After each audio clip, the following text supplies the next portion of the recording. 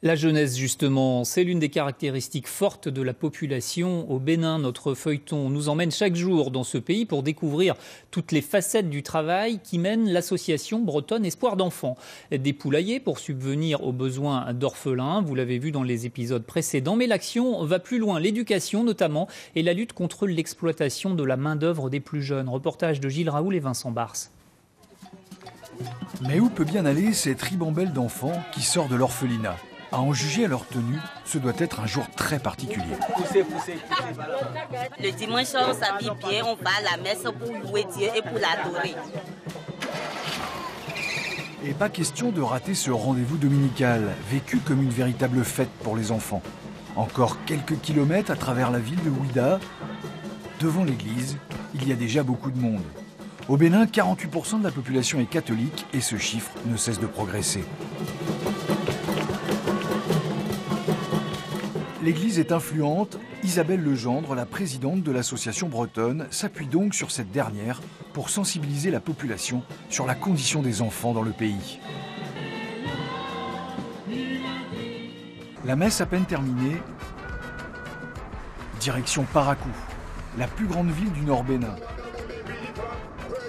Grâce aux dons, l'église est riche. Elle participe donc via ses écoles à l'éducation et ouvre des internats pour les enfants victimes de croyances encore très fortes au Bénin, surtout dans les campagnes. Il y a des enfants qui naissent par les pieds, qui sortent par les pieds au lieu de la tête. Donc les enfants qui naissent par les pieds, on les considère comme des sorciers. Donc on les jette sur les tas d'ordures ou bien dans la brousse ou bien on les tue carrément. L'association soutient également cet orphelinat, comme avec ses maillots. Le père Hyacinthe, c'est le directeur des écoles catholiques sur ce territoire. Il y a plusieurs groupes qui essaient de recueillir les enfants pour les aider, ils grandissent et on les insère dans la société. Mais ce sont les musulmans qui sont majoritaires au Nord Bénin, et surtout à Parakou. Peu de tensions existent entre ces deux religions. Pour preuve, à Azéké, dans ce marché musulman, le deuxième plus gros du Bénin, l'association finance une baraque pour les enfants loués ou vendus par des trafiquants. Le père Hyacinthe fait le relais avec les autorités locales. On a commencé par regrouper les enfants il y a quelques mois ici pour essayer donc de leur faire l'alphabétisation, pour essayer de les écouter. Quel est le premier mois de l'année?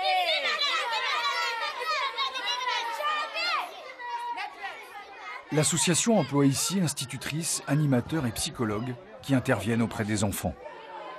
Dans sa réponse, sa façon de répondre, tu déniches des traits d'hésitation. Dans son regard, tu découvres une certaine tristesse. C'est en ce moment que tu découvres que ça c'est une fille qui souffre dans le silence. À 300 km de là, un autre marché, celui de Damtokpa à Cotonou, le plus gros marché de l'Afrique de l'Ouest. Ici, l'association bretonne a recours à la radio locale.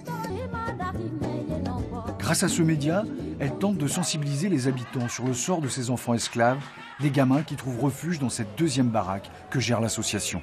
Moi, ce qui me marque, c'est la condition de vie de ces enfants qui sont extrêmement compliquées, puisqu'elles travaillent 12 à 14 heures par jour, elles se lèvent à 4-5 heures du matin, elles se couchent à minuit, elles ont un travail harassant, elles sont placées, elles ne sont pas avec leur famille, et si vous les voyez, elles sourient. Elles sourient, elles jouent, et on ne peut pas deviner la vie qu'elles mènent au quotidien.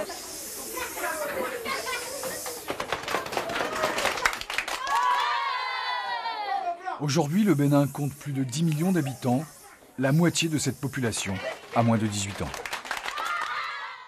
Et l'État béninois réfléchit à généraliser les actes de naissance pour pouvoir vérifier les identités et éviter que certains enfants soient loués ou vendus.